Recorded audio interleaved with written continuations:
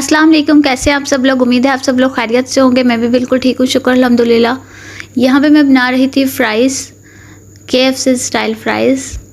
तो मैंने यहाँ पे ले लिया था मैदा, तकरीबन आधा कप मेरे पास मैदा था। उसमें मैंने 2 चम्मच बड़े वाले भर के तो कॉर्नफ्लोर के डाल दिए थे, नमक था और थोड़ी सी कुटी मिर्चें थी और यहाँ पे मैंने थोड़ी सी इसमें कश्मीरी लाल मिर्च डाल दी थी।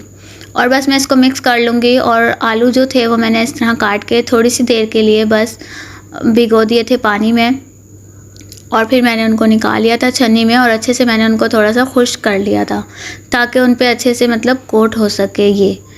तो बस आपने भी इसी तरह से करना है और ये बहुत मज़े की बनती हैं। आजकल जो आलू आया हुआ है उसकी जो मतलब लंबा लंबा बड़ा बड़ी जो आलू हैं उनकी बहुत अच्छी फ़्राइज़ बन रही हैं।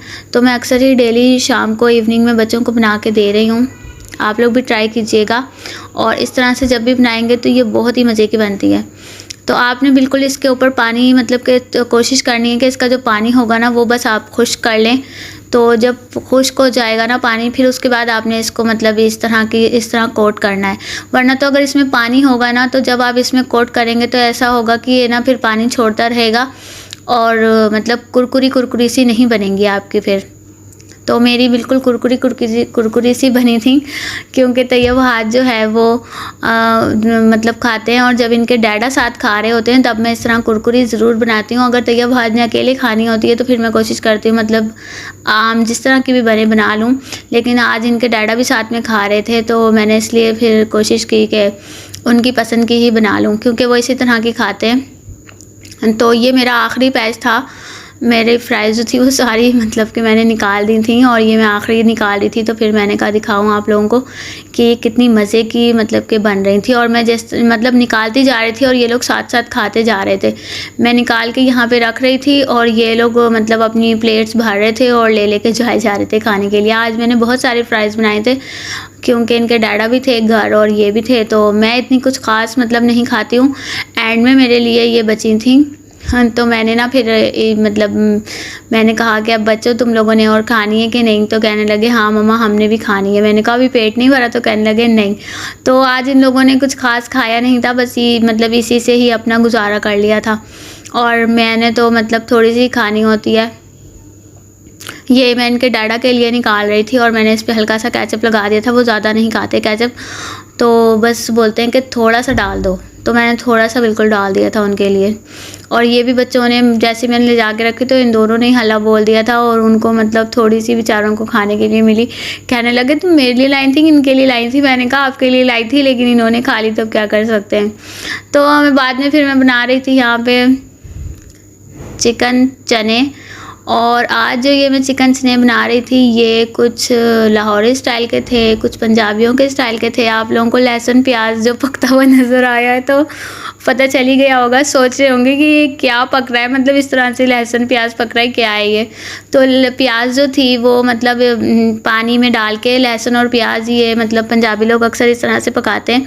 तो मैंने भी मतलब यहीं पे ही सीखा है। ये घर में हम कभी नहीं बनाते थे और मैंने कभी नहीं बनाया था, लेकिन जब यहाँ पे बनाया तो मतलब ठीक बना है, अच्छा बना है। टेस्ट में कोई ख़राबी नहीं आती बल्कि अच्छा ही मतलब टेस्ट आता है। तो ये जो आप काला सा देख रहे हैं ये प्याज और लहसुन जो है वो पिसा हुआ है। जो लहसुन और प्याज मैंने पानी डाल के चढ़ाया था उसको मैंने अच्छे से फिर घोट लिया इस मतलब घोटनी की मदद से।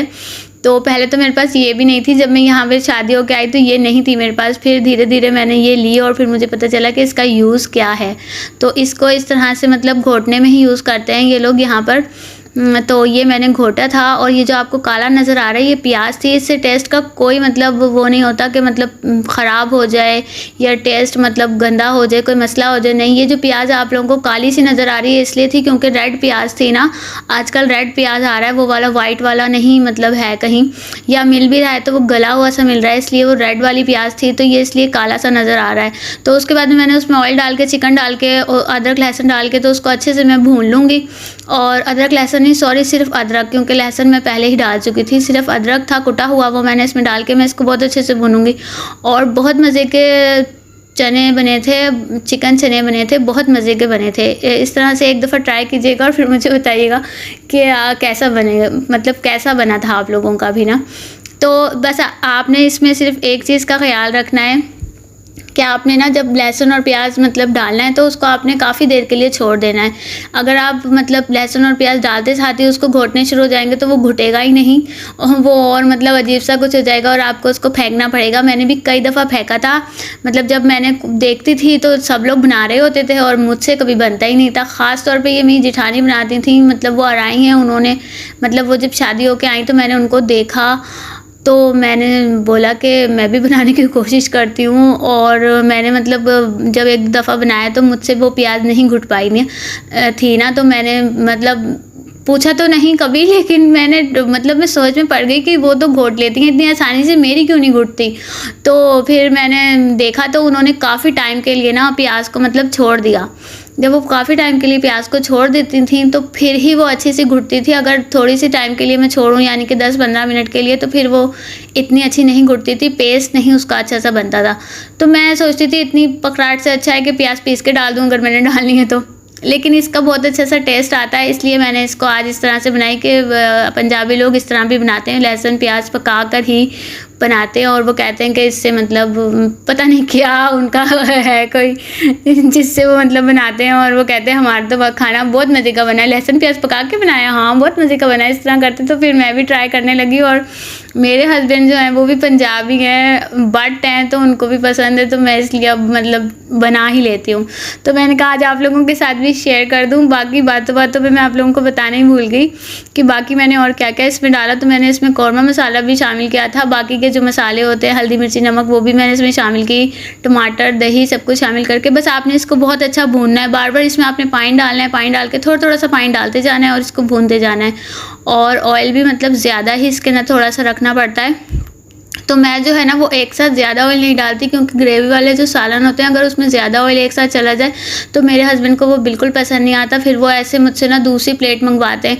जब मैं उनको सालन निकाल के देती हूँ प्लेट में तो वो कहते हैं कि नहीं एक और प्लेट लेके आओ। मैं कहती हूँ कि जी क्यों? तो कहते हैं इसमें से यानी कि जो ऑयल है उसको निकालो।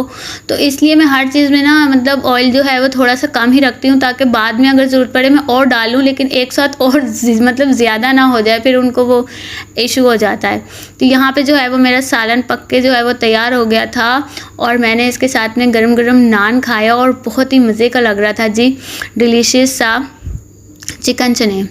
तो पुदीना मैंने इसलिए डाला था क्योंकि चने थे, तो मैंने कहा गरम मसाला ऊपर से मतलब डाल रही थी और मैंने फिर पुदीना भी डाल दिया। मैं अक्सर ही अपने खानों में सब में मतलब पुदीना शामिल ज़रूरी कर लेती हूँ। तो बस यही थी मेरी आज की वीडियो, उम्मीद है आप लोगों को पसंद आई होगी। प्लीज़ मेरे चैनल को लाइक करें, शेयर करें, सब्सक्राइब करना ना भूलिया करें। मिलती हूँ अपनी नेक्स्ट वीडियो में, जब तक के लिए अल्लाह हाफिज़।